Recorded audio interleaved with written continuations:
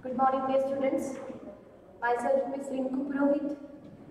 Today we will discuss metal reactivity topic from the chapter Metals and Non-Metals. This is the third chapter in our syllabus class 10th. So today we are going to discuss metals and non-metals.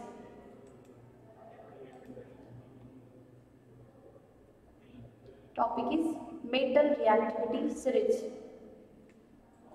So dear students,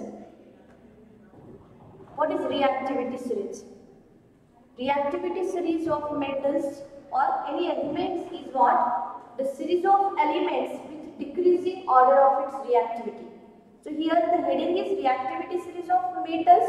So here we are discussing the decreasing order of metals, decreasing order of reactivity in the metals, that is called as reactivity series of metals.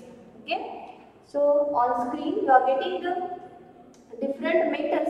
See, from the potassium up to the gold.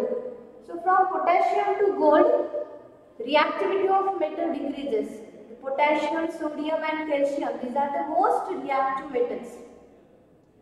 And from aluminium to lead, these metals are moderately reactive.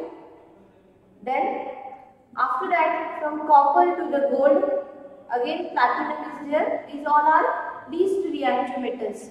Generally, the metals which are highly reactive, that is from potassium to magnesium, these metals are separated or it can be extracted from its compound, from its ore by electrolysis method.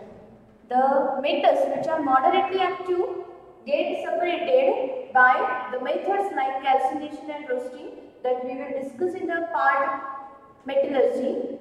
Then the remaining metals, those are very less reactive.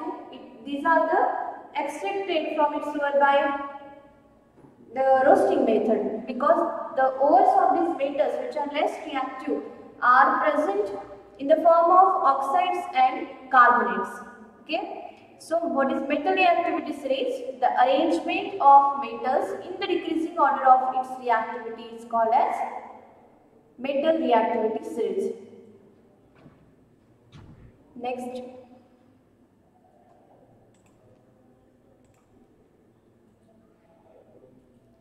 Now, by the help of this metal reactivity series, we can see how the highly reactive metal displaces less reactive one. Here, the general equation is given. See the equation: more reactive metal plus less reactive metal compound, it will form more reactive metal compound and less reactive metal. What it means? We have already discussed in the first chapter types of reaction, displacement reaction. Displacement reaction is what? Highly reactive metal displaces less reactive, and that is called displacement reaction. So here most reactive metals means those metals which are present upside, those can displace the element or the metal present in middle or at the bottom side of the reactivity series. Now reactive metal compounds, that metal will react with the respective metal compounds, whatever is the next compound. Okay, and it will replace the metal, because here we are discussing displacement reaction of metals. Same will be done with the non-metals also. Non-metal reactivity series is also there with the halogen elements, fluorine, chlorine, bromine, iodine. They can arrange with the reactivity series. But here we are discussing metal reactivity series. So those metals which are highly reactive, they displace the less reactive one from the metal salt, that is metal compound, and it will form the more reactive metal compound and less reactive metal. Okay. But if the metal is less reactive, then the metal which is present in the metal compound, then it cannot displace the metal and there will be no reaction. Okay. Less reactive metal cannot displace the highly reactive metals.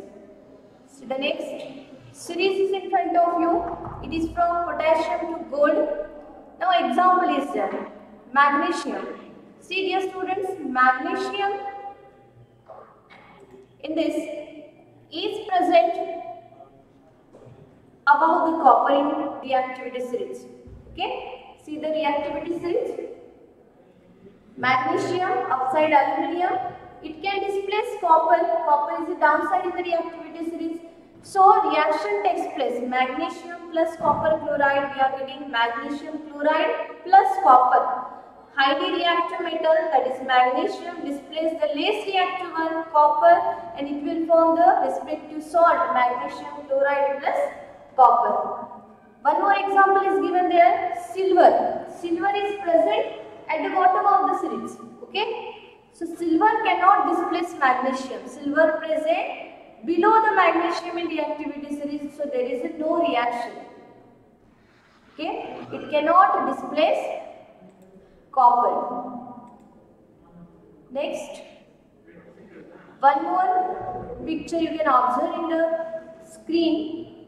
See, here blue copper sulfate solution. Original color of copper sulfate is blue, all of you know that. So, if we dip iron nail into the blue copper sulfate solution, what is the color of iron nail?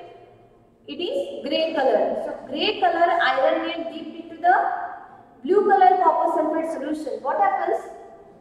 It will turn fade blue or green color. Okay?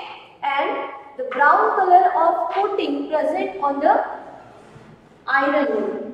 Okay? Now, how it happens? Because that copper metal is less reactive than iron. Iron is present above the copper in metal reactivity series. So, it displaces copper. That complete copper present in the solution get deposited on iron nail, so it turns into brown color and the color of solution changes into green color. See the equation, copper sulfate aqueous solution, in that we have dipped the iron nail. Okay, so here iron displaces copper and it will form the respective salt, that is FeSO4 iron sulfate, that is greenish solution, and copper brown color compound will be formed. That deposited compound, that deposited metal is copper. So this is displacement reaction. So by the help of this metal reactivity series, we can solve any displacement reaction equation. You can write the product, but for that you should remember all the metals in the reactivity series sequence wise from potassium to gold. Okay dear students, thank you so much.